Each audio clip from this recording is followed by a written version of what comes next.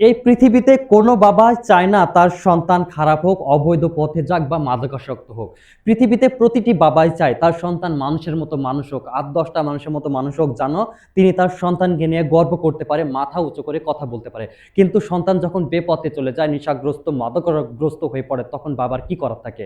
চুয়াডাঙ্গা জীবননগর উপজেলার পিয়ারীতলা গ্রামে একজন বাবা তার আদরে যত্নে গড়া সন্তানকে নিজ হাতে পুলিশের হাতে তুলে দিয়েছে। কারণ ওই সন্তান দীর্ঘদিন ধরে নেশাগ্রস্ত ছিল এবং নেশাগ্রস্ত অবস্থায় পরিবারের লোকদের জন্য সে অশান্তির কারণ হয়ে দাঁড়িয়েছে।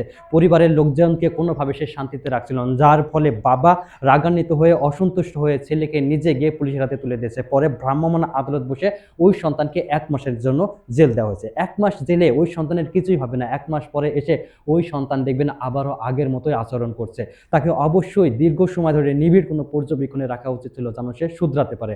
১ মাসে ওই সন্তান কখনোই ভালো হবে না। কিন্তু একজন বাবা কখনোই চায় না তার সন্তান খারাপ হোক, অন্যায় পথে যাক। একজন বাবা সর্বসময় চায় তার সন্তান যেন মানুষের মতো মানুষ হয়, তাকে নিয়ে যেন সে গর্ব করতে পারে।